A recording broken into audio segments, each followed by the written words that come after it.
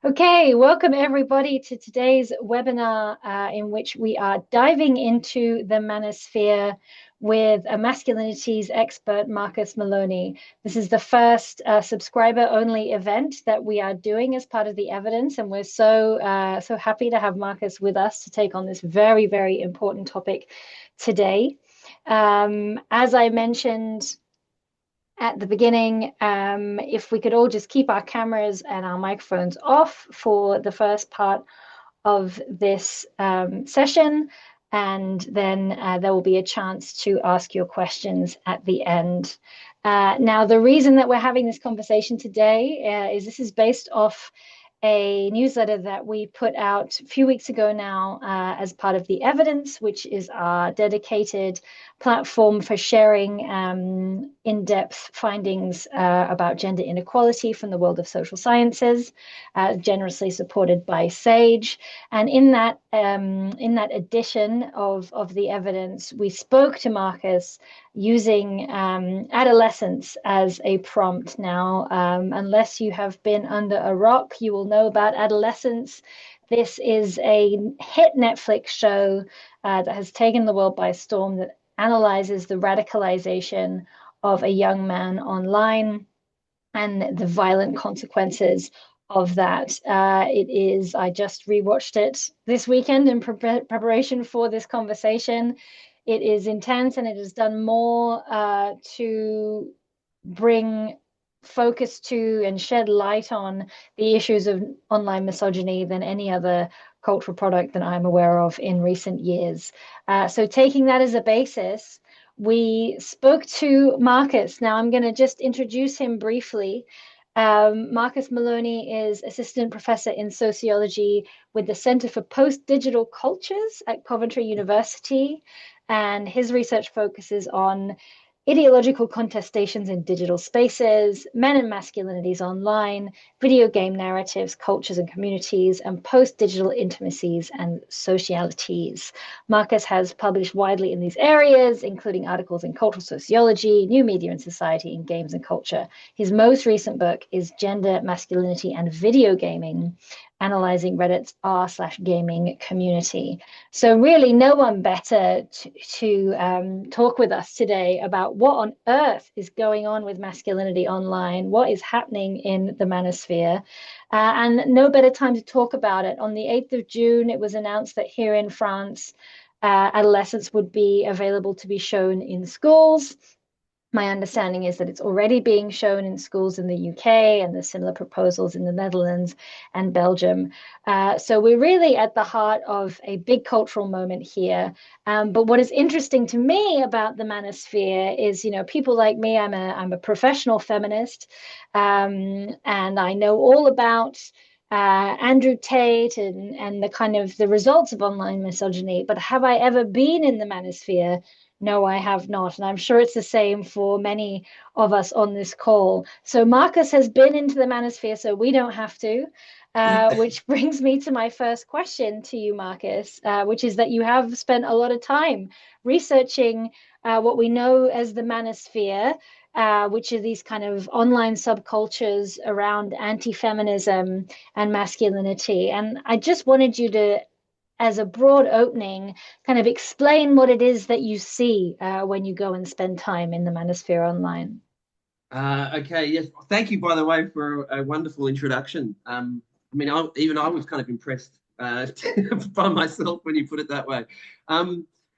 God, this is such a big question.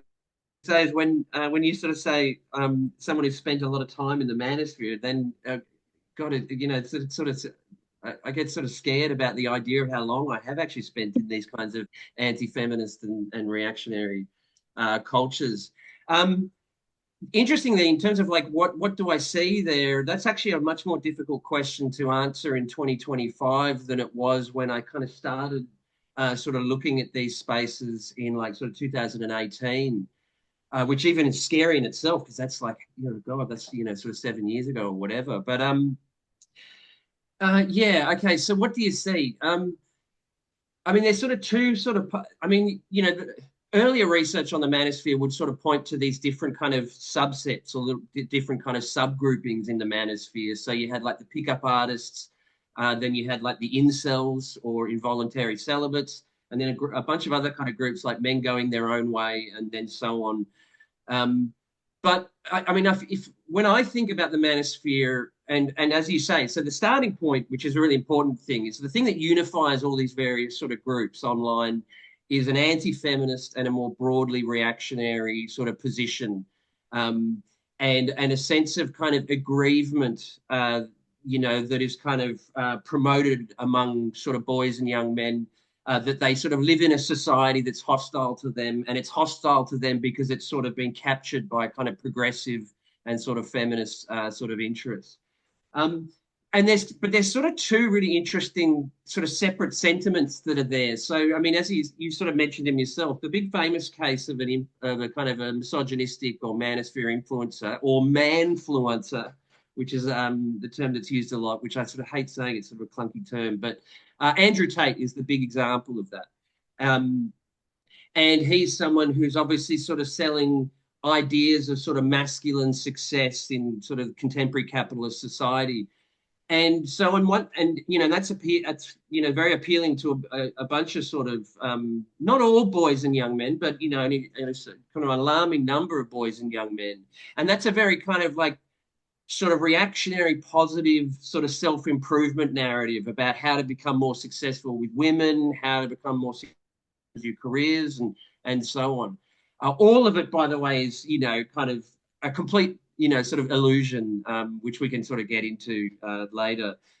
So there's that side of things, this kind of like reactionary, anti-feminist self-improvement sort of sentiment. But then on the other side, and this is where, people in the room might be familiar with incels or involuntary celibates, there's this much grimmer and darker sort of subset of the manosphere who have essentially kind of like, sort of accepted defeat in the world of success, whether it's to do with romantic or sexual relationships or with career or whatever. And then are just this really sort of dark, sort of self-hating group who, again, and this is the link, they blame women and they blame feminism for their predicament. And what's interesting is to kind of broadly defined groups of the manosphere actually kind of come against each other often. So you'll find incels often talk about how Andrew Tate is selling lies to his followers in the same way that you or I might say that Andrew Tate is selling sort of lies to his followers. So yeah, I mean, part of it is a very sort of like anti-feminist, reactionary, sort of self-improvement, hustle culture, sort of late-stage capitalism space, and then the other part of it is this much grimmer, more isolated, sort of self-hating space. And when I think about, I mean, it's interesting also. Sorry, you'll have to stop me because I have a tendency to ramble a bit, but the question did make me think about the time that I have spent looking at these things, and I often get a lot of sort of colleagues and stuff going, oh, how has this affected you? And I can't say it has in the way that it might, if I was, say, a female researcher or or say a trans identity or whatever, I think it would be a much more difficult sort of experience kind of inhabiting those spaces. I mean, as a cisgender white guy, I think my kind of relationship to them is obviously going to be kind of different. But I think what's interesting is, and this is where the age thing comes into it. When I look at, saying, you might feel the same, but you're younger than me, but when I look at someone like Andrew Tate, and like he's sort of like surrounded by these sorts of models that he's no doubt sort of paid money to sort of pretend that they love him, and he's got like Lamborghini cars or whatever, and he's selling these sorts of dreams of success.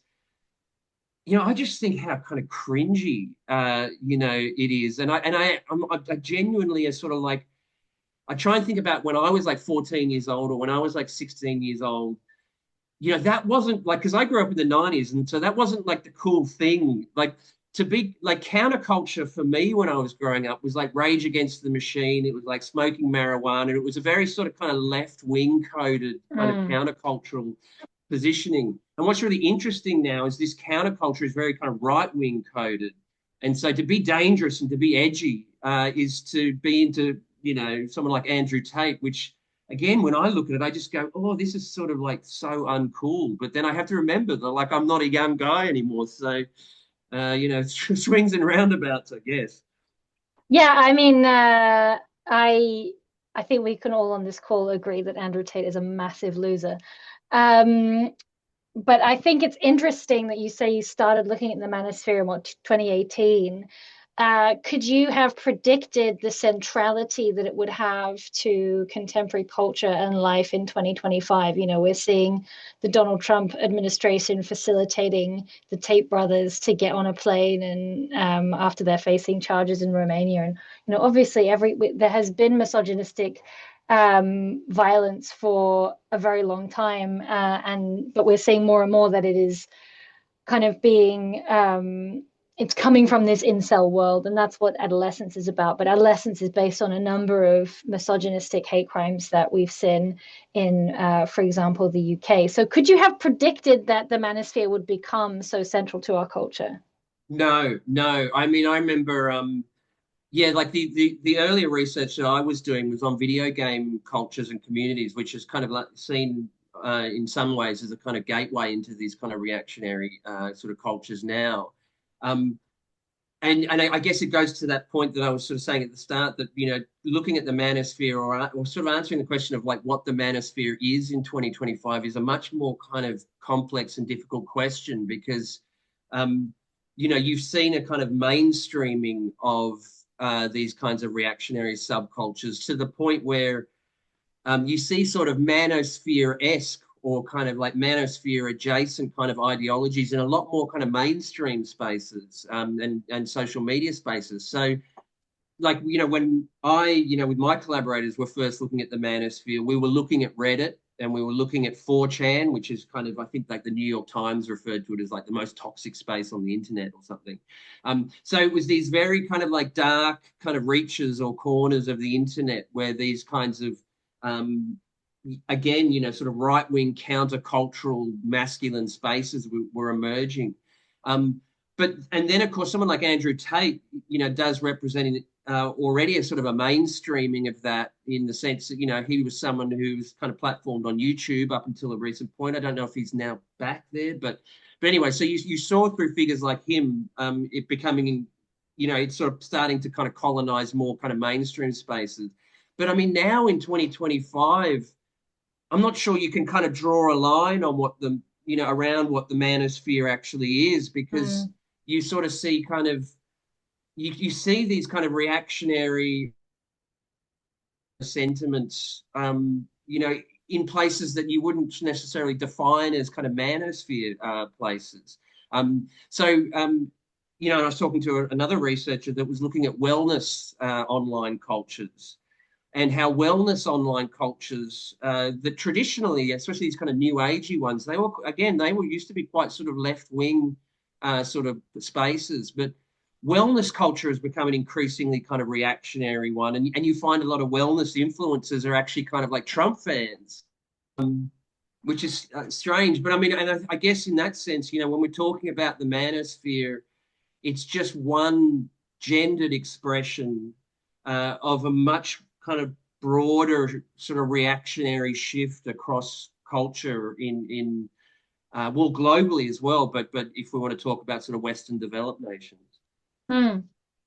I want to turn now to adolescence because this really has sort of sparked not just this conversation, but many conversations and indeed kind of government policy now around the world. And I Yeah. just wanted to know, like, as someone who's been researching these issues for a while, how did you respond to the series and the issues that it raised around kind of boyhood and masculinity? Yeah, well, I have to kind of, and I'm happy to debate this with you, especially as someone, because you obviously just watched it quite recently. So I'm interested in your take on my take on this, because my sense is that, as you said, and as a lot of people sort of articulate, that, if you ask someone what adolescence is about, or if you kind of read the media reporting on it, it'll say it's about the online radicalization of a teenage boy, which obviously sort of ends in the tragic murder of one of his female classmates. For me, when I watched it, and it's quite clever the way. I mean, the first thing to say is that it's an absolute masterpiece of a show. I mean, it's incredibly powerful. And depending on who you are, you might have to sort of kind of watch it in part. I know friends of mine have watched it and they had to kind of like sort of take a step back after an episode and then come back to it later because it's quite an intense kind of thing. Um, but for me, the kind of online piece is actually not. The show sort of begins in the first episode, maybe into the first half of the second episode, very much focused on online cultures and online youth cultures. And there's sort of a sense that maybe he was an incel and that he was radicalized in these spaces. But over the course of the show, and I think that it's the second episode, which is, or the one with the psychologist. Is that the third episode, I Third think? episode. Yeah, Yeah. yeah. That's when it really kind of breaks open in terms of what we're talking about, in terms of these marginalized these marginalized boys and young men who feel incredibly inadequate, who are repressing all this anger. And then, of course, this is a dramatized kind of outcome of that in terms of a murder. Well, not just dramatized, because these things can and do happen. I mean, recently in the UK. But I mean, I think it's in that third episode that they quite explicitly sort of like show to the audience through the psychologist, because she asks him, "Oh, do you know about these incel sort of spaces?" And he actually says, "Oh, I looked at them for a while, but they weren't for me." And then progressively, this opens up really about to sort of issues of family socialization, the relationship between him and his father.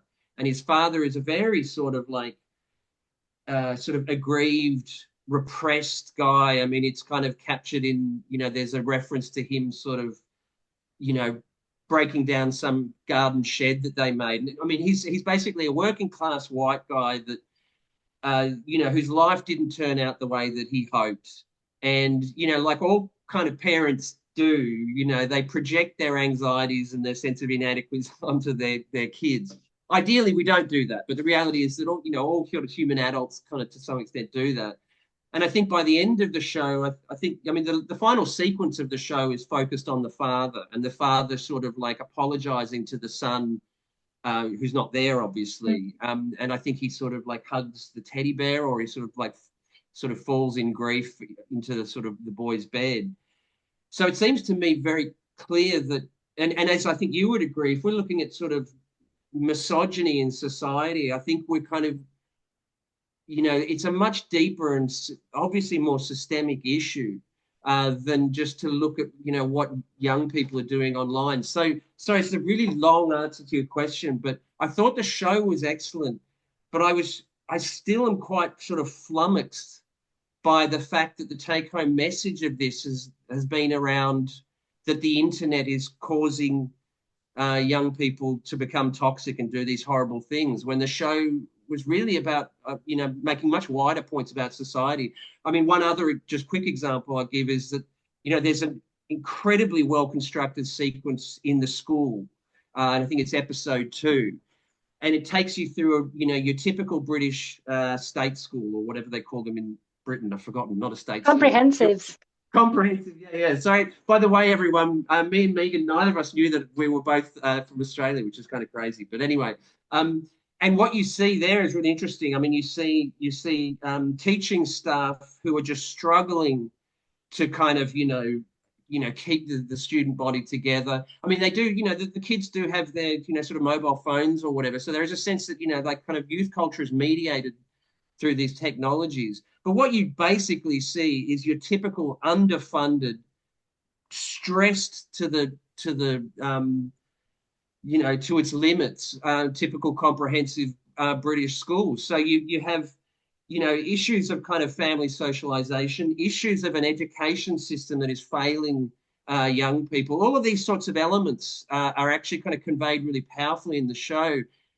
And so in that sense, it's frustrating to me that we've ended, and I say this as someone who researches the manosphere and is, researches, sort of internet youth cultures. It's very frustrating to me that the take-home message was one that, oh God, it's the internet that's destroying our kids, when actually the show's making much kind of wider points. But when I say that frustrating, it's also not surprising to me, because I think a lot of these, deeply entrenched social issues that are kind of exploding in our sort of kind of time are, it's a very seductive, easy answer to go, well, it's the internet that's polarizing people. Mm. Well, you asked for my view as well, Marcus, so I'm going to give it. And Yeah, and yeah, and though I may be Australian, I'm also British. And when I watched that episode in the school, and this is just to support your point, really, it was like with chills down my spine because I went to that school in the UK. I went to a comprehensive just like that, down to the uniform, down to the landscape around it, but just that, and it reminded me of how brutal those spaces are. And you kind of think to me, I was like, I can't believe we all got out alive. And my school, we kind of did, but not all the kids do. And this is what about adolescence it is. And it's that saying those issues. I mean, of how teenagers can be to one another, of how teachers can be to teenagers, of what happens when you're in this pressure cooker of not enough money, not enough resources, and dealing with problems that we don't really understand. And to your point about the father, for me, adolescence, was a it's kind of like a time-honored storytelling technique. It was just about a generation gap, not just, but it was about this generation gap and absolutely. a Gen X dad not understanding his Gen Alpha Z son, and the kind of the how we can live in the same house but be so separated in our realities based on kind of the world we grew up in. And yeah, that school reminded me of my school, but in my school there were no smartphones, but there was certainly a hell of a lot of misogyny. Good God. So yeah, Exactly. for me, I was really responding to this kind of, but I do think the internet has widened that gap between those of us who grew up at least some of our parts of our lives without it and people who've only grown up with it.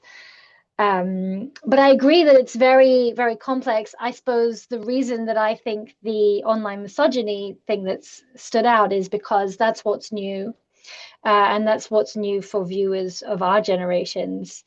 Which kind of brings me to this, whereas, parents not understanding their children. I mean, we've been doing that since at least Rebel Without a Cause, if not before, right? Yeah, But I think, and it's also provided adults who want to know what to do about this kind of rising tide of misogyny online, something to point at and something to do, which kind of brings me to this point of showing it in schools.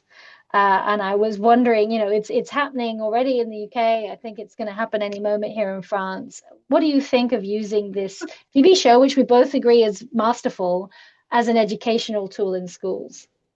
Oh, well, I mean, as an educational, I mean, it depends on what one means by educational. I mean, it's interesting. I mean, yeah. I mean, I remember when the UK Prime Minister sort of came out and said, "Well, we're going to show it in schools or whatever." Sorry, I can't do accents very well, but and and it was just sort of like I mean, it's a very kind of like, I mean, this is the thing you see. I think and I think I think you were kind of interested in talking about this sort of like, you know, increasing ideological gap between sort of men and women or whatever.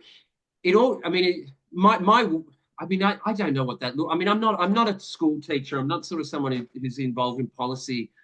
I can't see how sticking a bunch of kids in front of adolescents is going to solve the problem of online misogyny. I don't know about you, but and it just seems like it's a sort of classic. I mean, you sort of see the way that sort of like, groups of human beings sort of get sort of carried away with certain ideas. Or, I mean, again, it was just, this show was an absolute masterpiece. I'm not, it did, as a lightning rod, and it's kind of important to have these conversations. Um, but I mean, there's just something sort of so silly to me about, reporters going up to a politician and, the most senior politician in a nation. And we've got this problem of sort of like rising tide of misogyny. And what's the answer? Oh, we're gonna, there's this wonderful Netflix show. Let's all make the kids watch it. And I mean, I don't even know what does that look like in class? And they play episode one, and then the teacher goes, "So, so kids, what did you think of that?" And then like, I don't know. I mean, a lot of this stuff reminds me of again. So when I was in school in like the 90s, and you had issue, like if it was, let's say it was drugs, for example, and and you had your kind of like your person you came into the school, and and was like, "Don't do drugs, kids." And and I used to take them, and my life was totally messed up, and now I'm really good and stuff like that. And of course, for some of the students who you're preaching to the converted, and they're going, "Yes, that's good." The ones that you want to change are just sitting there in the back going, "Oh, what a waste of time this is." And yeah. So I mean, I just thought it was it's a kind of classic kind of quick fix, knee jerk sort of thing to sort of suggest about an issue as complex as this. And again, as we point to, you've got a school system, at least in the UK. I don't know about France so much, but that is, as you said, it's struggling to get these kids out alive, and the teachers out of it alive, let Yeah. alone sort of educate them, let alone turn them into sort of positive, socially, sort of healthy citizens or whatever. So yeah, so I mean, and again, yeah, and this is the thing. I mean, so as you said, the internet mediates every part of our lives now, and of course, and is a mediating factor. And as you sort of suggest, probably it does to some extent intensify some of these kinds of fringe cultures, or amplifies them. Um, but what was really interesting to go, when there's this famous thing that I know that you're interested in that we're seeing men and women's ideological views sort of drastically depart from each other, with men becoming more conservative and women becoming more progressive. And this is across a whole range of countries: Korea, UK, so on and so forth, OECD countries. And when you look at that graph, you see the actual kind of the break happen around sort of 2007 to 2010. And then you start seeing this polarization of men and women's ideologies. And when a lot of people look at that, the first thing they go is, okay, so what happened in 2007? And then they go, well, social media was invented. We know they had Facebook and so on. But there's another incredibly important thing that happened in 2007, 2008, which might have caused polarization. And I don't know if you can sort of guess where I'm going with this, but it was the global financial crisis. So these technologies emerged at a certain time, but also, the economies of a range of different countries collapse. And I think we are living in a time in the sort of the post-digital sort of era, if you like, but we're also living in the long, fracturing sort of wake of the global financial crisis. And I think, and that certainly explains, the emergence of someone like Trump. And I think in these gendered ways, it also helps to explain what's going on with these kind of reactionary cultures like the Manosphere. And I think it's really important to say with the French context as well, but I mean, it applies in the UK and it also applies in Australia, is, we can talk about showing adolescence in schools. And I don't know, I'm also not an educator and I'm really interested to see how it goes down and to hear reports back. But I have the same concern. It felt to me like adolescence was a show for educating our generation who need educating, right? And it Yeah, did and its we got job the wrong there. message out of it as well. So, Adults anyway, will sorry, never go on. learn. But at the same time, as governments like the government here in France are suggesting to show it in schools, there's, the Family Planning Association of France has been crying out for a decade saying kids are not getting their mandated sex education that they're supposed to be getting by law already. And so for me, and this is something that feminists have been saying for decades, is that sex education, and not just sex education, but relationships education, needs to start earlier than it does, and it needs to be more consistent than it is. And if we're not doing that, forget about adolescence, because a huge part, it's a massive, massive lever we can pull for gender equality in our society, is effective and consistent sex education in schools. And it doesn't happen for all manner of reasons. And something that we've covered in our newsletter, the Impact newsletter, is there are now conspiracy theories circulating online about sex education. And again, opposition to sex education is nothing new, but because it's kind of circulating online, we've seen attacks on schools, we've seen arson attacks on schools in Belgium, and that kind of thing spreading to France as well. So anyway, I just wanted to raise that kind of issue, that if we're not even getting that basic right, it doesn't matter, as you say, in my day, it would be like wheel in the VHS with the Yeah, TV on exactly. top to show you the after school special. But we No, and do that's the have thing. experts who know what works, and we're not doing what they say at the moment. No, and as the with the sex education case that you're talking about, or if we're talking about youth precariousness and the kind of anxieties that that make these reactionary subcultures appealing or whatever, the actual answers to these questions are long term, sort of structural sort of agendas that are just they cost money, and governments in 2025 don't like spending money. They don't like raising taxes. And so, it becomes about, okay, well, we'll just wheel the VHS in, or in this case, the flat screen TV with Netflix on it or whatever. Mm. Um, so, you've talked a little bit about this already, but I want to come back to this point because you made it really well in the interview that we published with you on this, which is about what's driving boys and young men towards these misogynist influences. You mentioned in the interview that often the kind of the anti-feminist, the misogynist stuff is a very small part of what's being offered. It's kind of like they're talking about a range of other things. So what need are they meeting there and then smuggling in the anti-feminist rhetoric? Yeah. Okay. So, yeah. So to go to that last point, because that I was talking about a paper that I'd done with a bunch of other Australians, actually, randomly enough. And we did. I think it's fair to say the sort of first kind of deep dive specifically into Andrew Tate's longer form kind of discourses. Which are precisely the kinds of things, the kinds of discourses that his actual fans, these young guys are really into. And what we found that was because, like if you read your average sort of Guardian article on Andrew Tate or your news report or whatever, well, for a start, he will be referred to as misogynistic social media influencer, which is true, and then in the reporting, they will sort of highlight the most kind of egregious examples of the kind of misogynistic sort of rhetoric that he's sort of espoused, which again is important, especially in terms of like how you said, right at the start when we're talking about the impacts of these kind of discourses on girls and women and minority groups and so on.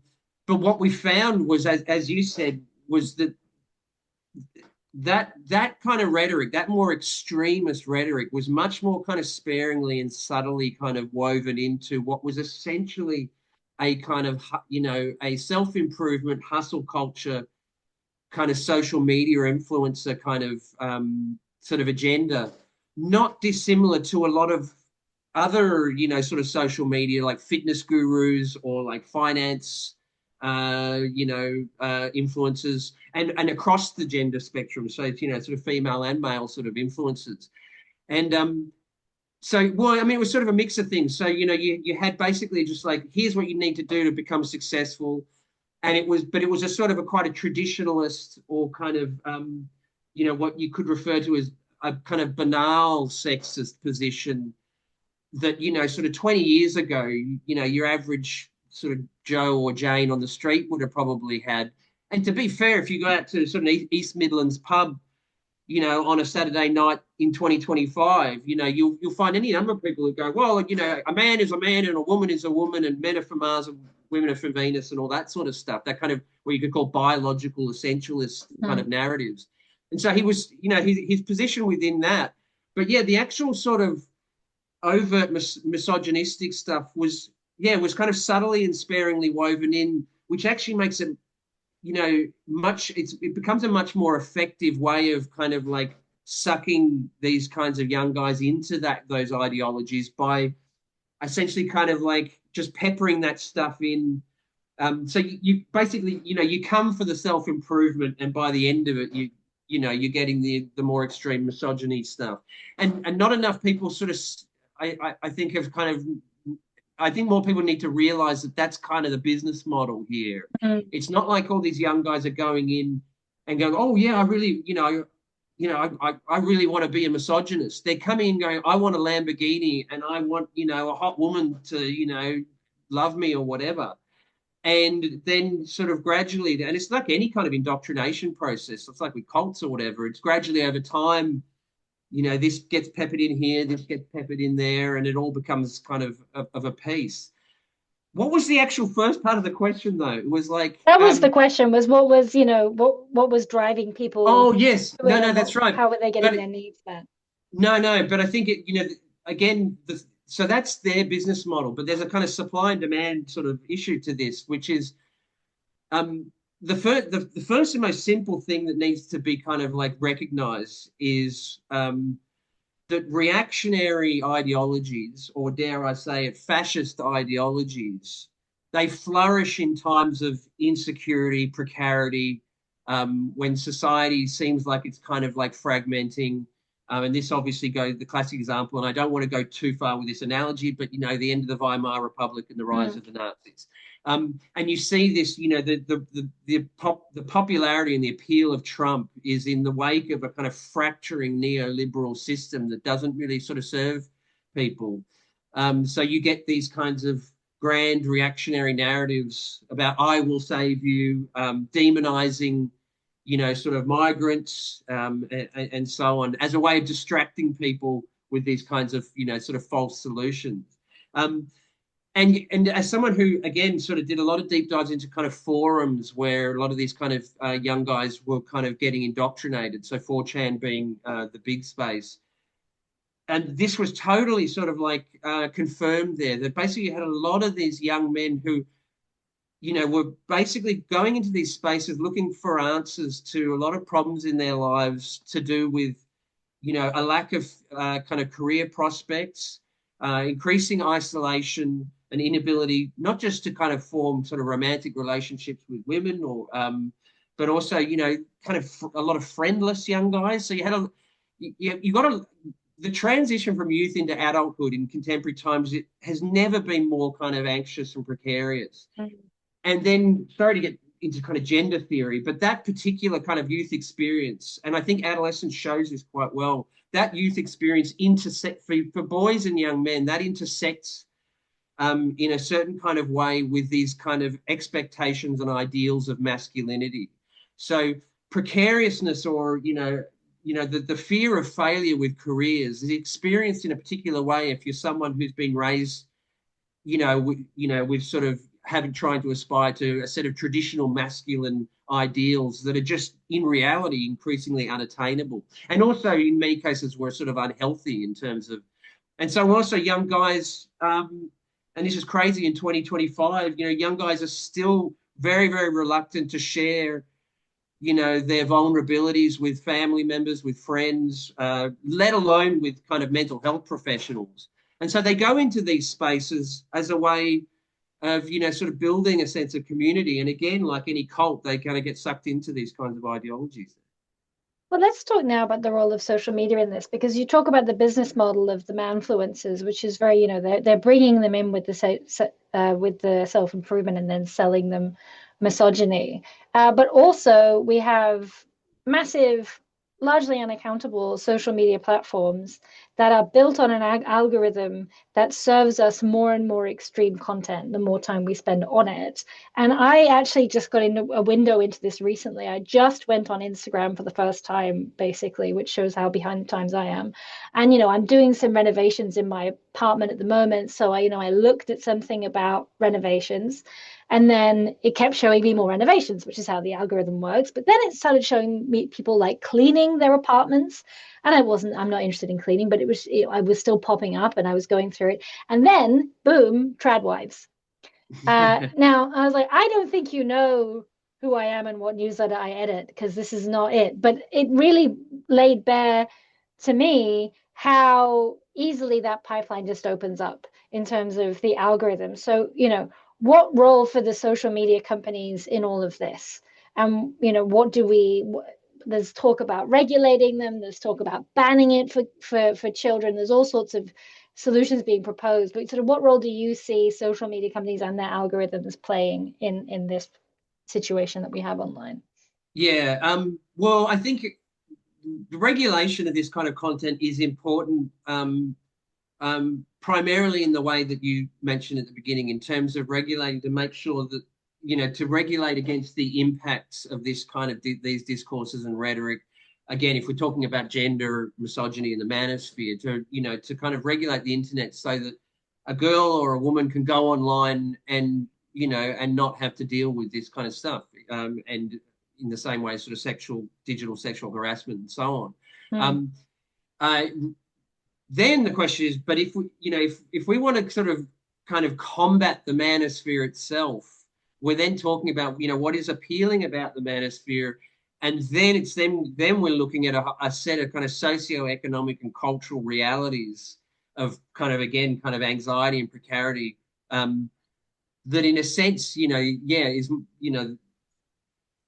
you can regulate the internet all you want, but it's not going to stop us from being in a society in 2025 where reactionary ideologies are appealing to people who feel anxious and precarious. But I mean, what to say? I mean, the algorithm's an interesting thing. So, I mean, an algorithm is an interesting combination of a human dynamic and a technological dynamic. So yes, the algorithm does kind of push types of content, but it does that in relation to, it sort of amplifies the best and the worst of the human beings who are playing with that algorithm. So, I mean, it is true that, like in your story as an example of this, that if you sort of if you stay on sort of TikTok or whatever for a certain amount of time, you will end up, the rabbit hole will take you to Tradwives, or the rabbit hole will take you to Andrew Tate or whatever. Mm.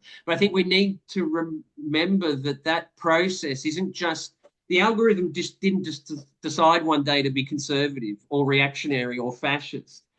It's kind of this strange interplay with kind of the kind of cultural dynamics, the collective dynamics of the people who are sort of using as platforms. So, but and at the heart of that, not to get too sort of anti-capitalist or whatever, but there is so much about internet cultures that is toxic. And a lot of that toxicity, and that's a word that I always a bit ambivalent about using, is to do with the profit logic of these platforms. So it's something I was watching today, which I hadn't really thought about and I haven't used. There's this proliferation now of kind of buy now, pay later apps that are kind of like sucking people into these kinds of new sort of like very sort of like insidious kind of forms of kind of debt and so on. And I mean, I think, whether it's that example or whether it's the rise of kind of reactionary ideologies with Tradwives or with Andrew Tate or whatever, there's a lot of money to be made out of basically sort of like preying on human beings in these technological spaces. And I was talking to someone, and in a sense, I think one of the answers to this question is so simple and also so impossible, is that maybe what we need is a social media ecosystem that is public rather than private, that is kind of like, that isn't profit driven, and that's a genuine kind of community public space. I think a lot of these problems would be solved with that. But the problem is it's not going to happen, is it? I mean, it wasn't going to happen 2 years ago. Post-Trump, the tech oligarchs are increasingly sort of like, powerful sort of stakeholders in societies. Yeah, I think, something that and something that I think is the struggle with grappling with these issues around adolescence is, we're talking about something with a very long tail. We're Yes. talking about very deep societal problems that, feminists have been talking about and dealing with and trying to survive for, millennia. But we also are facing what feels like a very pressing crisis. And I think one of the things that adolescence really taps into is parents' fear for their children. And also, the father figure in the show he's lost right before this. He cannot, and also, you've got the character of the police officer who Yeah. is also struggling to talk to his son. And there's also this big kind of divide between them. So I wonder, yes, there are clearly, many problems that begin with misogyny and end with capitalism and the algorithms and all that. But in terms of, I think a lot of parents are watching the show going, okay, but what do I do? And I just wonder if your research kind of points you to any ways of bridging that gap, or what's effective in terms of kind of parents talking to their kids about this. Yeah, I mean, well, so I don't have kids myself. My partner does, and yeah, she's got a 14-year-old boy and a 17-year-old girl. But I do a lot of undergraduate teaching, so I see a lot of young people, sort of like 18 to sort of 23 or whatever it is. Um, I mean, the first thing to say, so yeah, a big question that's been asked post adolescence, the show is, oh, how can what do we do or whatever. I think the first thing to do is to try and like get adolescence out of your brain if you're going to go talk to your kids or try and engage with young people, because it's just going to be this slightly sort of like freaked out, hysterical kind of like, oh, you're not, sort of about to, become a Nazi or whatever. So I think, there's a degree to which, I mean, I think, you know, this is going to sound so trite, but I genuinely believe this, that, oh God, it is going to sound so trite, but anyway, we need to like actually listen to young people. And by that, I mean, and I think I said this to Josephine in the thing or whatever, and I thought about this, that, it's not, and the adolescence thing wasn't just a sort of jokey thing or whatever, but we kind of need to do it without any agenda. And also, and this is the difficult part, which I try to do with my students, or, with any young people that I'm sort of engaged with, is actually try and see them as intellectually on the same level as you, and perhaps might know more about the world that we live in than I do or you do. And that's very difficult for us to do, but not just listen. I think that we need to do is engage with young people in a way where we're listening, but also maybe we might learn more from them than they will from us. Mm-hmm. And I think that's probably, and again, I realize this probably sounds really vague and like sort of whatever, but like it's actually more difficult to do than you think. And I think, there's a lot of benefits I think you can have when you try and engage with a young person that way. And you can get a lot out of it as a person. Sorry, yes. That's all I have with that one.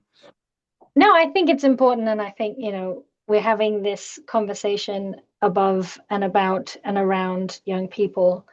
Oh, sorry, just But quickly. yeah, go. No, no, no, no. But I think the show actually does this really powerfully, as you said. So, the point with the father of the teenage boy who murders the teenage girl, at the end of the show, the point that it's trying to make is that he never really did that. He never really had a kind of, a relationship with a boy where they kind of, understood each other on a deeper level. And the detective, the male detective, and his son in that episode too, like the kind of like end point of that little subplot is precisely that's the moment where they connect. And he goes, you know what, I'm going to actually make an effort to just hang out with my son and just kind of talk to him without an Mm-hmm. agenda and so on. Sorry. Yeah, no, I love that moment. I have one more question for you, and then I'm gonna ask people to, if they have questions for you, put them in the chat. I don't have, I'm sure there's lots of questions, and I'm not sure we'll have time to get to all of them, but please, if you have questions for Marcus, pop them in the chat, and I will try and pose them. Et je voulais dire aussi pour les personnes françaises ou français qu'on a avec nous, si vous voulez mettre la question en français, je peux le traduire pour Marcus aussi. Okay, so my last question is about, and this was just like a little brain bubble I had. I'm like, do we need a femosphere? Do we need a feminist version of the manosphere? Or is that just barking up the wrong tree entirely? No, we do, and we have it. It's interesting when you say femisphere. I think that's actually a term that's increasingly now used to describe the kind of the broad thing that tradwives are a part of. So there, weirdly, there's a thing called the femisphere, and it's a reactionary female online set of subcultures from tradwives to femcells. I have a PhD candidate who's sort of researching femcells right now. Gosh. That in itself is a kind of an interesting, complex space. I think it's more ideologically complex than sort of the manosphere stuff. Not so much trad-wise, but anyway, I don't want to talk shop too much. But I think, I see it, I actually think the best kind of counter to the manosphere or all of the, tradwives or whatever, these kind of reactionary youth cultures is actually already on, like, there are some incredibly sort of effective young feminist sort of like YouTubers on Twitch. And not just young feminists, but kind of, I mean, the term that gets used for these spaces, and it's not one I like so much, but kind of radical left wing. There's a kind of emerging radical left wing youth culture of sort of feminists and Marxists who are kind of rejecting the kind of sort of mainstream corporatized left wing sort of cultures of the 2010s. And sort of try to tread a path. And and I've seen I mean, there's a trans YouTuber called ContraPoints, incredibly brilliant. She got into a PhD, but then sort of like I think she was too smart to even do a PhD. But she does these long form, sort of 3 hour, sort of feminist sort of critiques of things like the incels and so on. And so, and they're really effective because of the way that they kind of show how silly and kind of lame these, for want of a better word, these kind of reactionary cultures are. So if there's any kind of solution to the manosphere, it's actually happening in online youth cultures on the other side of the ideological spectrum. So again, I mean, I guess I have a lot of kind of optimism or not for kind of young people to be able to kind of fight these issues themselves.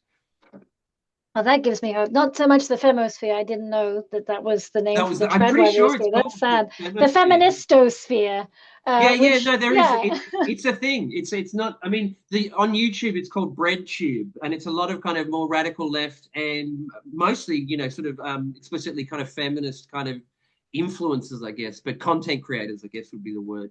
And they're very funny. They're very effective. They're iconoclastic. They're not sort of like overly moralizing and sort of, which seems to have been the kind of the approach that people of my age have sort of had to these things. Yeah. We've got a really good question here that I want to put to you, and I think it's something that I think about a lot with these discussions about like where are the young women and where are the girls who are on the receiving end of a lot of this.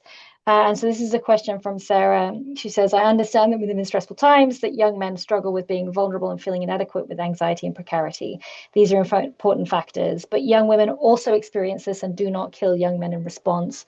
What makes violence towards women a viable response for men? And yeah, I wanted you to take on that, and also just more generally, where are the young women and the girls in these discussions, or where should they be? Yeah, well, I mean, that was one of the interesting unanswered questions of the actual TV show Adolescence was that the victim is not actually featured in the. I think there's maybe one picture of her or something like that. Mm, mm, And so some of the criticisms of that show was that for ultimately this is about the victim of a murder, and why was the victim's story not told? Um, then someone asked me about that, and um, I mean, I think that the criticism is a totally valid one. I don't know what the answer to why they didn't do that. I mean, it was clearly a deliberate decision on their part, as creators of a show that was precisely about misogyny and violence and murder. So I would really like to know what how they felt about it, because I mean, in and of itself, I mean, yeah, I mean, it's a masterpiece of a show, and I'm kind of reluctant to go, well, maybe they should have done this or maybe they should have done that, because you can't like sort of take the good bits and the bad bits out of a masterpiece. It is, it's like a Jenga thing. You take out one thing and the whole tower falls or whatever. But anyway, so no, but the broader question. So, I mean, I kind of was talking about this before. One thing that I need to say about someone who researches, and I collaborate with and co-author with sort of feminist media theorists and so on. And one thing to say, and so there's two pieces to this. There's the impacts of this, and then where my research, I guess, has gone, which is trying to understand the drivers and the appeal. And as the person who asked the question, was sort of summarizing that sense that there's a kind of precariousness But as I said before, it's a precariousness that then kind of intersects in these violent ways with traditional masculine ideals. So precarity, if we, and not all girls and young women and not all boys and young men are the same. Some are more progressive or whatever.